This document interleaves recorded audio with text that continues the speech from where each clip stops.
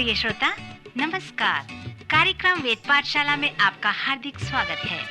इस कार्यक्रम में हम परमेश्वर के वचन का विस्तार पूर्वक अध्ययन किया करते हैं, जो आपकी आत्मिक उन्नति के लिए लाभदायक सिद्ध होगा। तो लीजिए सुनते हैं आज का ये संदेश।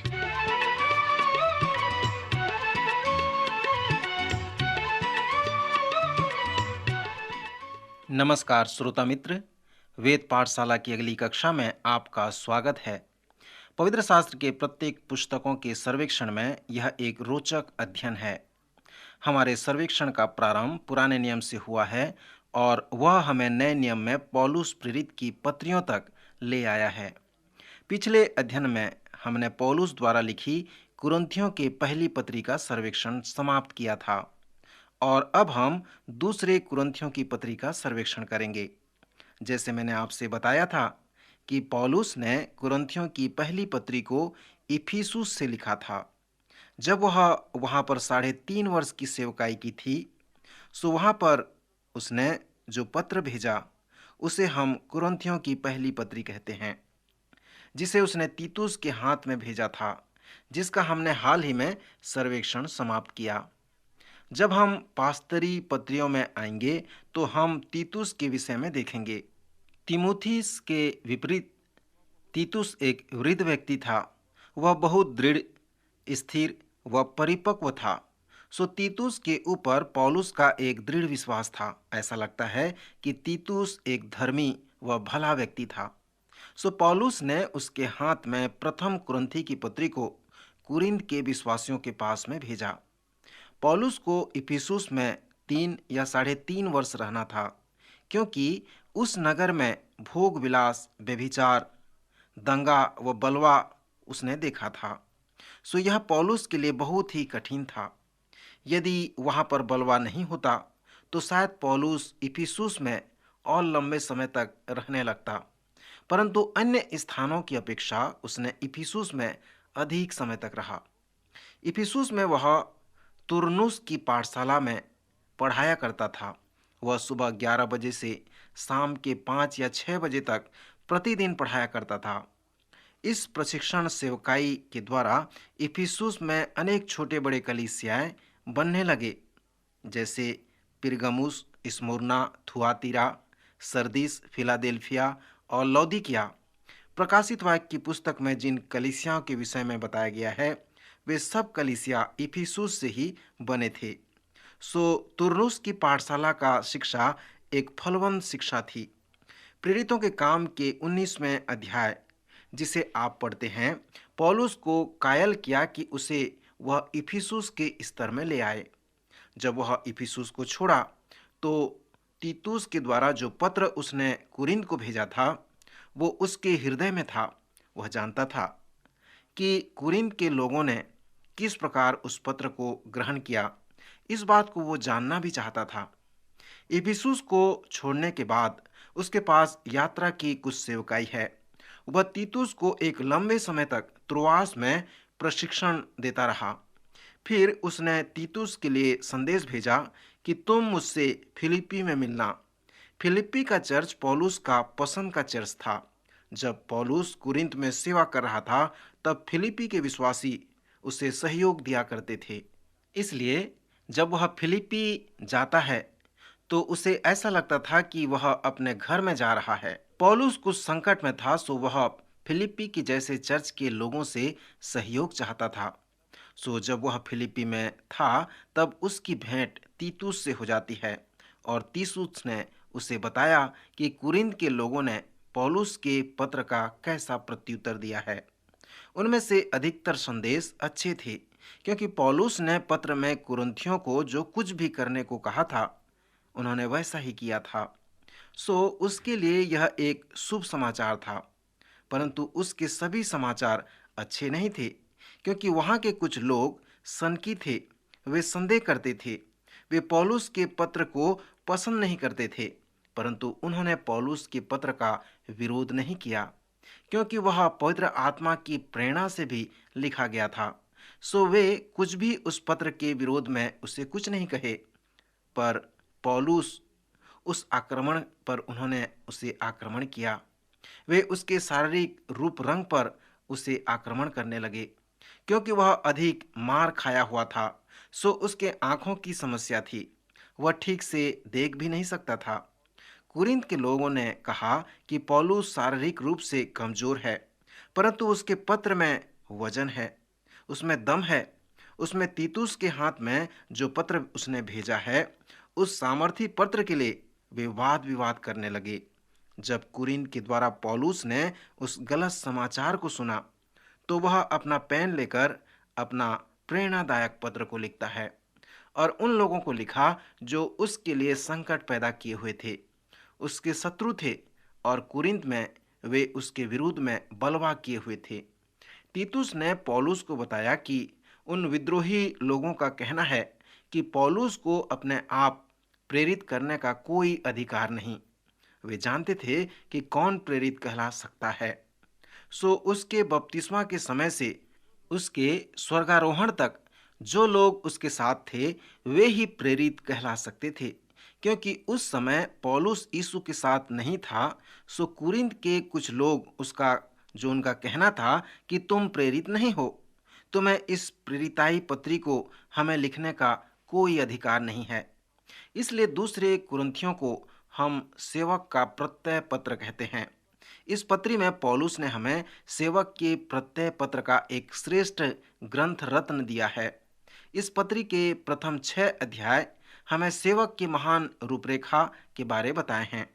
इन सुंदर अध्यायों में पौलुस ने आज के भी सभी सेवकों को संबोधित किया है।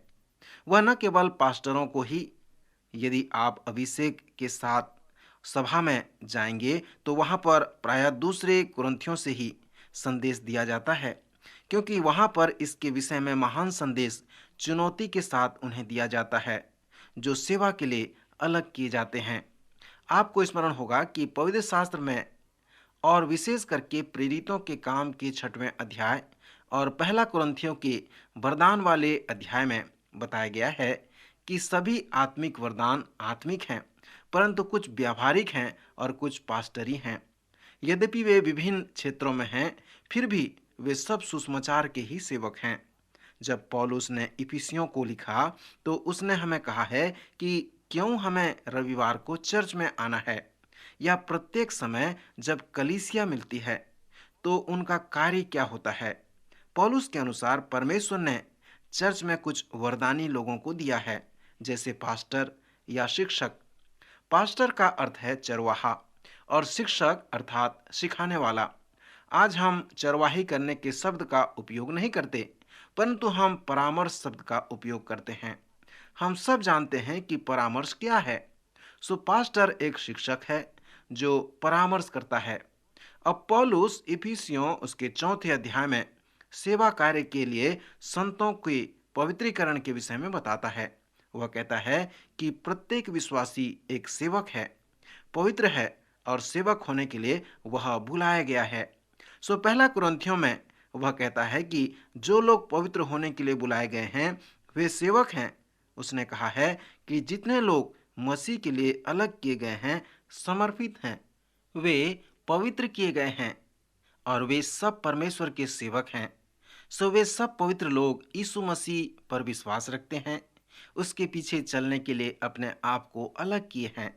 जब वे एक साथ इकट्ठे होते हैं और जब पास्टर सिखाता है और उन्हें परामर्श देता है तो उसका उद्देश्य इस प्रकार होता है कि लोग सिद्ध हो जाएं और सेवा का कार्य किया जाए। इसका मतलब सेवा के कार्य पवित्र लोगों को सौंपा गया है, पास्टर व शिक्षक को नहीं।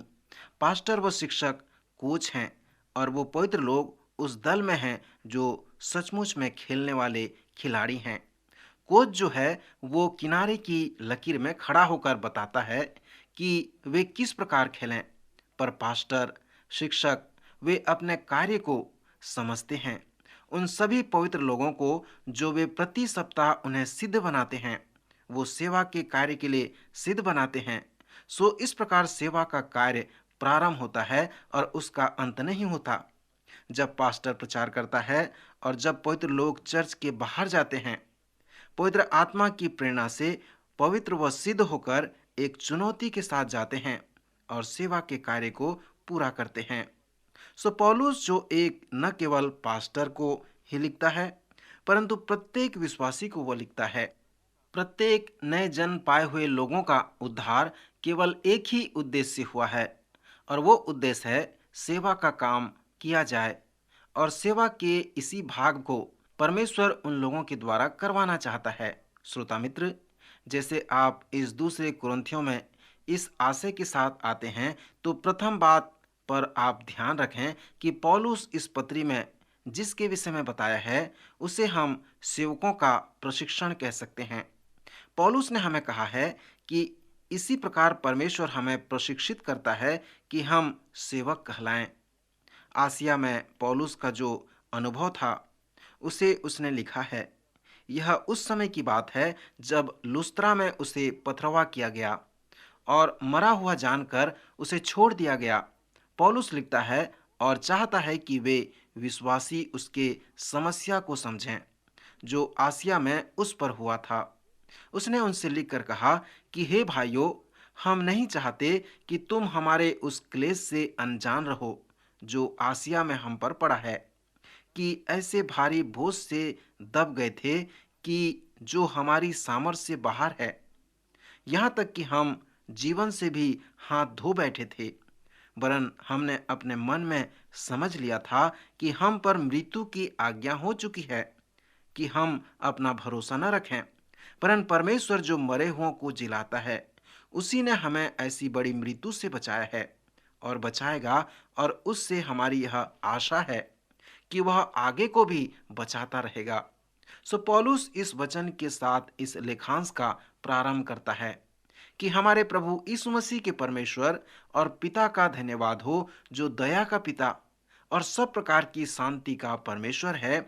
वह हमारे सब क्लेशों में शांति देता है, ताकि हम उस शांति के कारण जो परमेश्वर हमें देता है, उन्हें भी शांति दे सकें जो किसी प्रकार के क्लेश में हैं। श्रोता मित्र, पौलुस यहाँ पर कहता है कि जब हम दुख व क्लेश में होते हैं, तो शांति देने वाला केवल परमेश्वर होता है।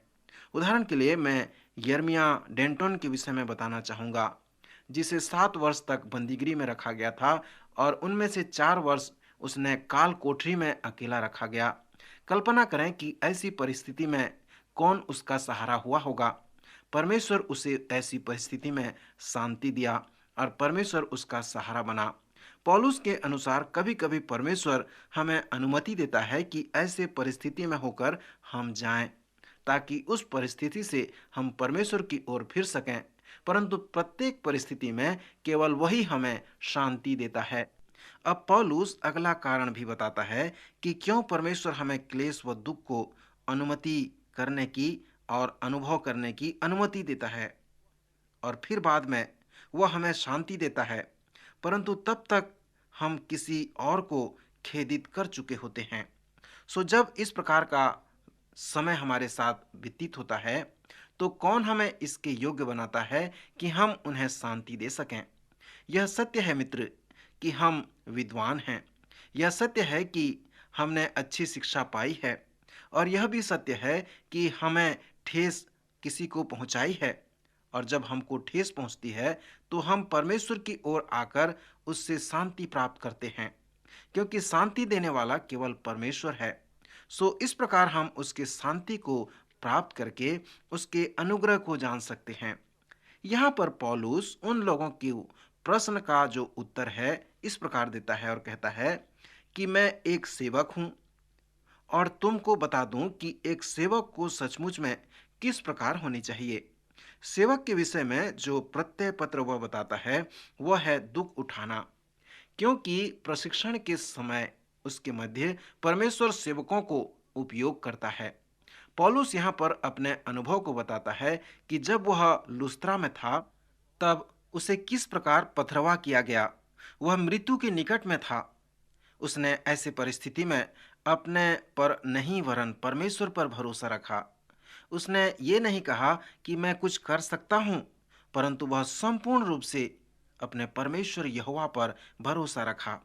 यहाँ पर परमेश्वर ने पौलुस को सिखाया कि वो अपने आप पर भरोसा न रखे, परंतु परमेश्वर पिता पर भरोसा रखे, जो उसे मृतकों में से जिला सकता है। कुछ लोग विश्वास करते हैं कि लुस्त्रा में पौलुस की मृत्यु हो गई थी और वहां पर वह मृतकों में से जी उठा था। इस अनुभव से पौलुस को यह दृढ़ विश्वास हो गया था कि परमेश्वर ने मुझे मृतकों में से छुड़ाया है, आगे छुड़ाएगा और हमेशा वो छुड़ाता रहेगा। सो पौलुस कुरिन्थियों के लोगों से कहता है कि यही मेरा प्रत्यय पत्र है कि मैं एक प्रेरित कहलाऊं। दूसरे अध्याय में पौलुस सेवकों के कार्य के विषय में सुंदर लेख प्रस्तुत करता है। सेवक के कार्य क्या हैं?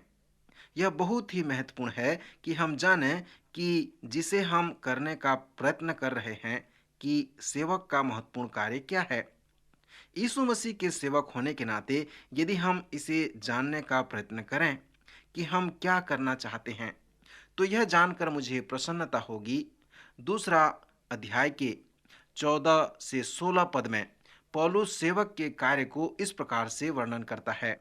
उसने लिखा है, परंतु परमेश्वर का धन्यवाद हो जो मसीह में सदा हमको जय के उत्सव में लिए फिरता है और अपने ज्ञान का सुगंध हमारे द्वारा हर जगह फैलाता है, क्योंकि हम परमेश्वर के निकट उद्धार पाने वालों और नाश होने वालों दोनों के लिए मसीह की सुगंध हैं। कितनों के लिए तो मरने के निमित्त मृत्यु की गंध और कितनों के लिए जीवन के निमित्त जीवन की सुगंध। और इन बातों के योग्य कौन है? इस लेखांश में पौलुस ने हमें कहा है कि जब तुम दुख व क्लेश में होते हो तो आत्मा का फल एक सुगंध की तरह तुमसे बाहर होकर आता है। सो तुम दो तरह से मसीह के सुगंध हो। मित्र, यह एक विस्मित करने वाली रूपक विषय है। सर्वप्रथम पौलुस कहता है कि जब मसीह का सुगंध आपके जीवन से होकर बाहर आता है तो वह नाश होने वालों को मसीह की ओर अगुवाई प्रदान करता है कि वे उद्धार को प्राप्त करें। सो कितनों के लिए यह मरने के निमित्त मृत्यु की गंध है और कितनों के लिए यह जीवन के निमित्त जीवन की सुगंध है।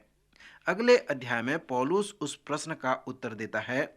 वह लिखता है, यह नहीं कि हम अपने आप से इस योग्य हैं कि अपनी ओर से किसी बात का विचार करें, पर हमारी योग्यता परमेश्वर की ओर से है। 5वें अध्याय में पौलुस सेवक के कार्य के विषय में सुंदर रूप से वर्णन किया है। दूसरे कुरिन्थियों की पुस्तक का रूपरेखा निकालना बड़ा कठिन हो जाता है। सो मैं पौलुस के कुछ अच्छे लेखों को जिसने सेवक के विषय में लिखी है सारांश में बता रहा हूँ।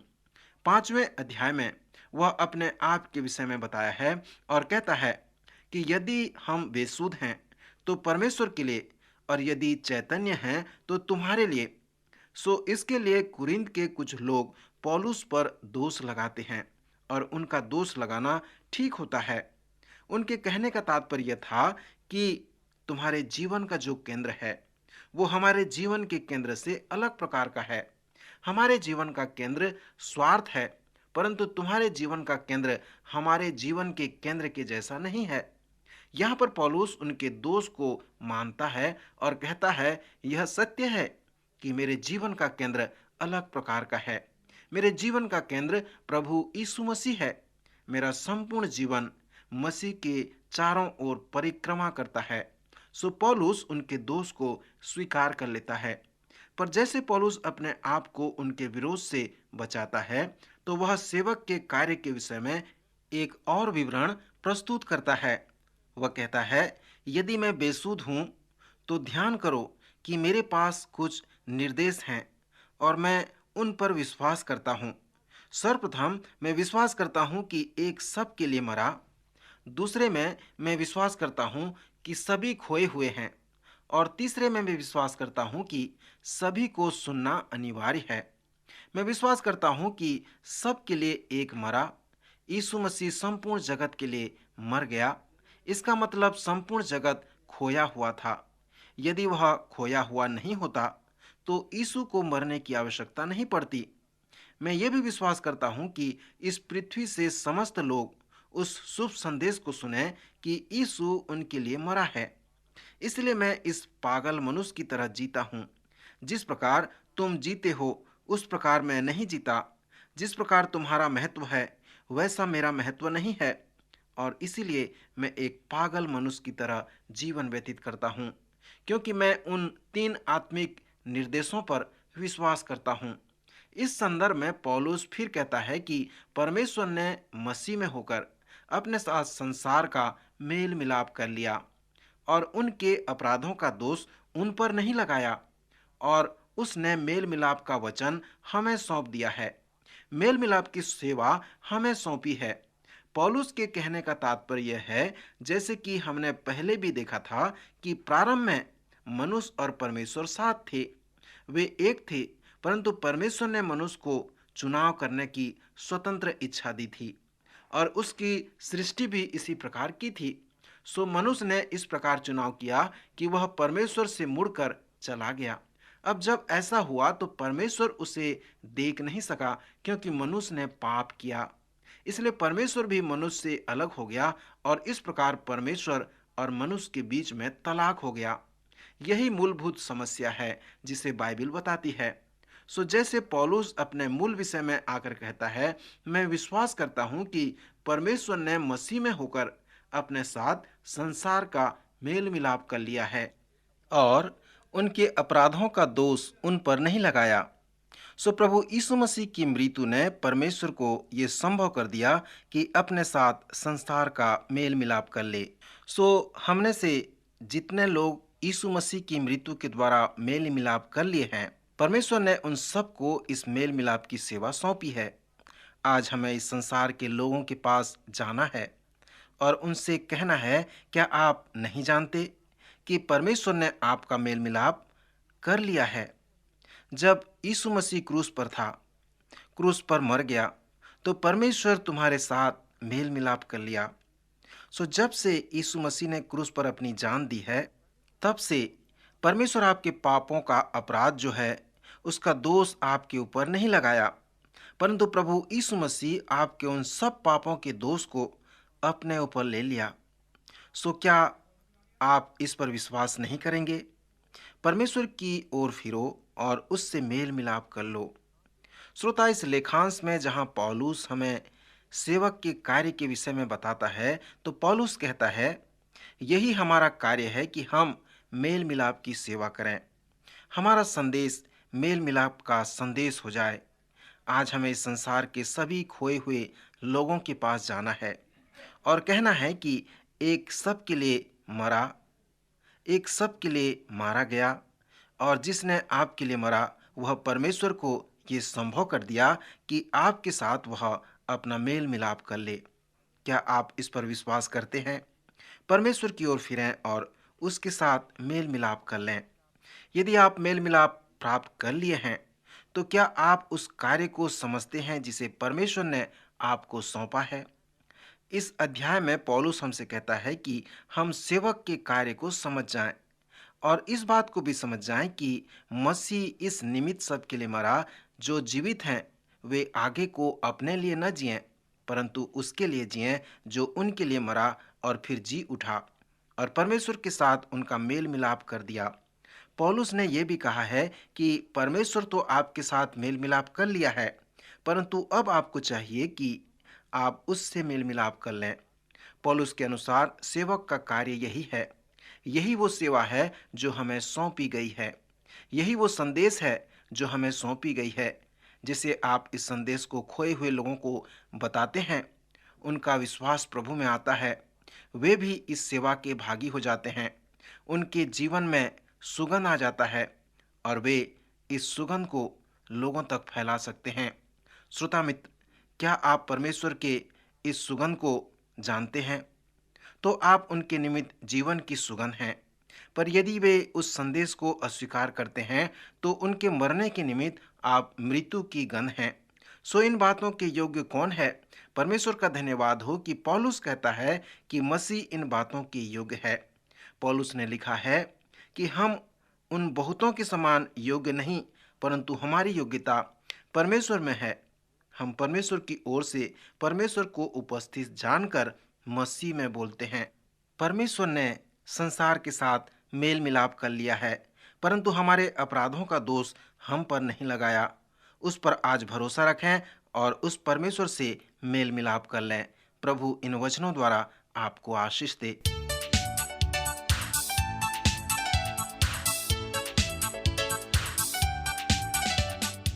आज का कार्यक्रम सुनने के लिए हम आपको धन्यवाद देते हैं। श्रोताओ, आत्मिक विषय से संबंधित कोई सवाल आपके मन में है तो आप अपने सवालों का जवाब इस पते पर प्राप्त कर सकते हैं। हमारा पता है कार्यक्रम Ved Pathshala, radio Vishwavani, post box number 317, Lucknow 226001, Uttar Pradesh. पता एक बार फिर सुन लीजिए। कार्यक्रम Ved Pathshala, radio Vishwavani, post box number 317, Lucknow 226001, Uttar Pradesh. और हाँ श्रोता, आप हमसे ईमेल के द्वारा भी संपर्क कर सकते हैं। हमारी ईमेल आईडी है hindiembc@radio.vv.org, hindiembc@radio.vv.org। अब हमारे कार्यक्रम का समय यहीं पर समाप्त होता है। अगले कार्यक्रम में आपसे फिर भेंट होगी। तब तक के लिए हमें आज्ञा दीजिए। नमस्कार।